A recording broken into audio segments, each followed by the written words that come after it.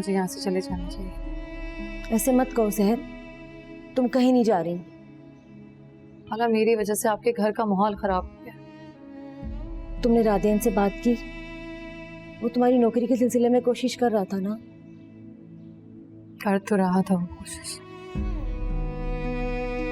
तो नहीं उसका जवाब ही नहीं आया।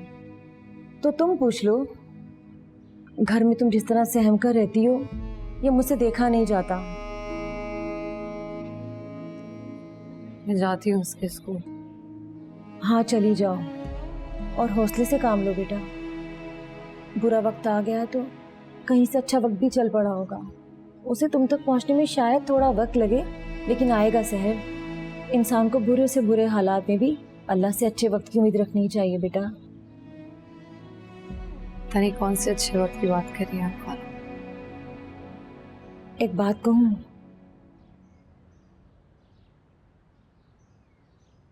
कहिए। तुम्हारी राबिया ताई जो उस दिन सब कुछ कह कर गई हैं वो मुझे झूठ लगता है।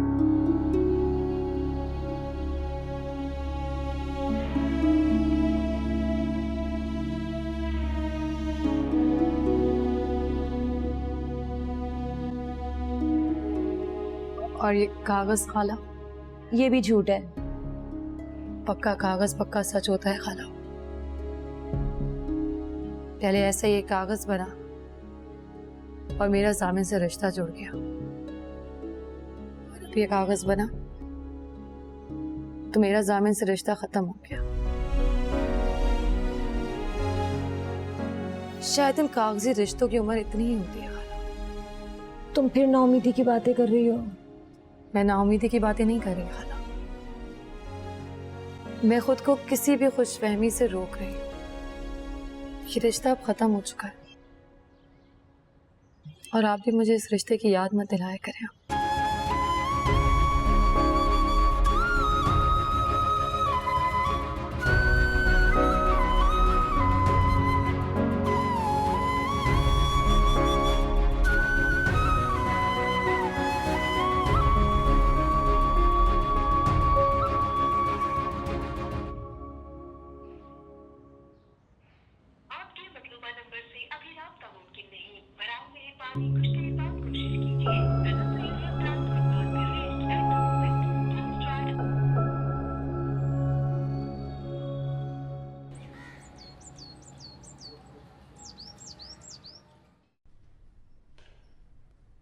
प्रिंसिपल ने बोर्ड मेंबर से बात कर ली है और स्कूल आपको ट्रायल पीरियड पर हायर करने के लिए तैयार है।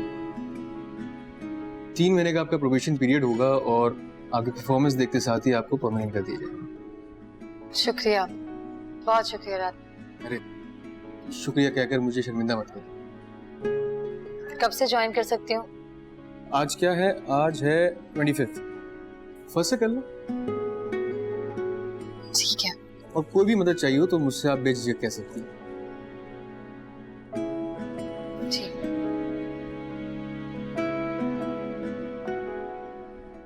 आप कुछ और भी कहना चाह रही हैं? नहीं, मैं चलती हूँ।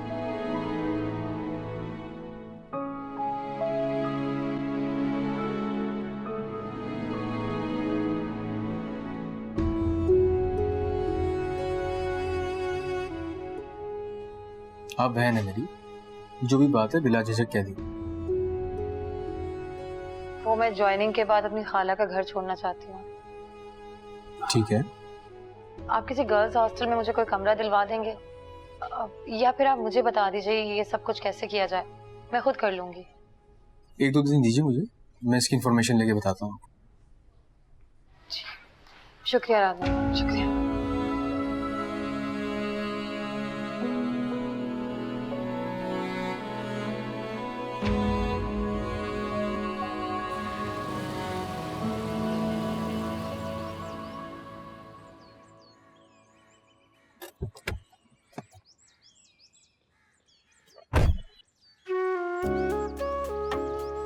हरीम, मेरी चंदा कैसी हो तुम? मैं बिल्कुल ठीक हूँ अम्मी, आप सुनाएं आप कैसी हैं? आपने मुझे मिस किया? ताईजान। वालेकुम सलाम। मिस? रोजाना 24 घंटे याद करती थी तुम्हें। पूरे 15 दिन बाद वापस आई हो तुम। अच्छा बताओ, तुम खुश तो हो ना? लेकिन इतनी वीक क्यों लग रही हो? मुझे लगता है घूमने फिरने के चक्करों में तुमने अपने खाने पीने का बिल्कुल ख्याल नहीं रखा। नहीं मम्मा, ऐसी कोई बात नहीं, आई प्रॉमिस। अच्छा चलो आओ ना, अंदर आओ। अस्सलाम वालेकुम। क्या हो रही है जान? कैसी हैं? मैं ठीक हूँ। अस्सलाम वालेकुम चाची जान। मेरा बच्चा आ गया तुम लोग। दुनिया की पहली बहू देखी है जो अपनी सास से मिलकर इतना खुश हो रही है।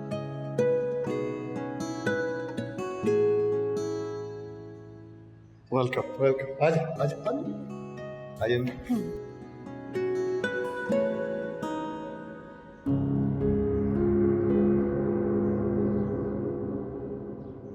हरीम से तलाक की बात पहले आप करेंगी या मैं जामिन से करूं? थोड़ा रुक जाओ,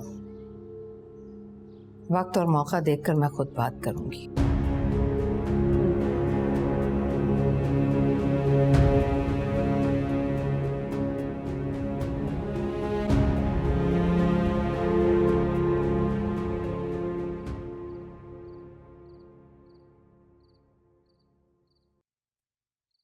सुना है तुम्हें नौकरी मिल गई है?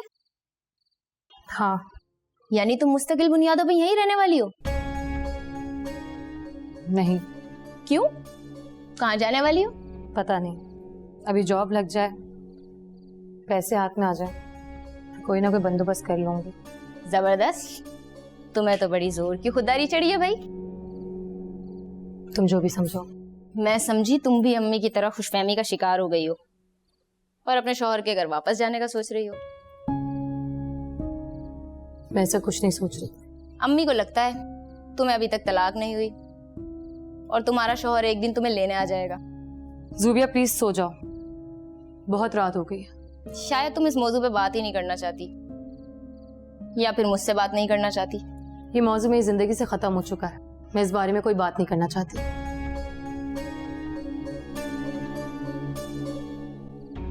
सैर बेटा, जी जरा बात करनी है, आना मेरे साथ। आ रही हूँ।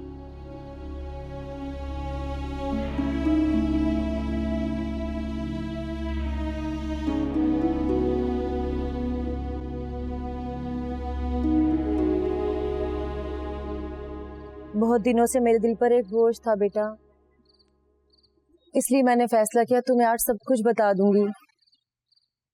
क्या बात है, आप बताइए खाला। मैं चाहने के बावजूद भी ये बात तुम्हें इसलिए नहीं बता पाई क्योंकि ये सच जानने के बाद तुम्हारी नजरों में तुम्हारे खालू का चेहरा और भी मकरू हो जाएगा। खाला, आप जो कहना चाहती हैं कह दें प्लीज। मैं तो तुमसे बार बार कहती हूँ, जामिन ने तुम्हें तलाक नहीं दी, उसकी एक बहुत बड़ी वजह है। तुम्हारी ताई जब तलाकनामा लेकर आई थी, ठीक उससे 2 दिन पहले जामिन ने तुम्हें 50,000 रुपए भिजवाए थे। क्या? वो पैसे उसने अपने किसी दोस्त के हाथ भिजवाए थे जो तुम्हारे खालू ने घर के बाहर ही बाहर वसूल कर लिए थे, और मुझे और तुम्हें इस बात की खबर तक नहीं होने दी। वही 50,000 रुपए छिन जाने के खौफ से तुम्हारे खालू उस दिन गुस्से में पागल हो गए थे और तुम्हें घर के बाहर खड़ा कर दिया था। हाल अब क्या फायदा इन बातों का?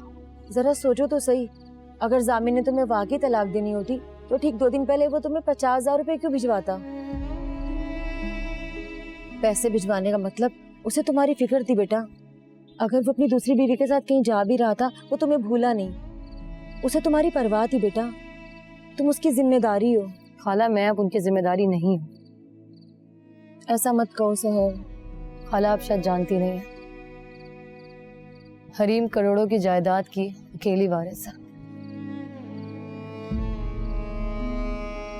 मैं जानती हूँ राबिया ताई ने उनके सामने एक मुकदमा रखा होगा कि हरीम और सहर में से किसी एक को छोड़ दो, और उन्होंने हरीम को चुना होगा। ये सब तुम्हारी ख्याली बातें हैं, जरूरी तो नहीं कि ऐसा हुआ हो। तो फिर आप ही बताइए क्या हुआ होगा। मुझे तुम्हारी ताई का लाया हुआ तलाकनामा सरासर झूठ लगता है। जामिन तुम्हें तलाक नहीं दे सकता। खाला, मैं उस आदमी को भूलना चाहती हूँ और आप बार बार उसका नाम मेरे सामने लेके मुझे उसकी याद दिलाती रहती हैं। मैं बिना किसी उम्मीद, किसी सहारे के अपने पैरों पे खड़ी होना चाहती हूँ। प्लीज आज के बाद इस आदमी का नाम मेरे सामने मत लीजिए।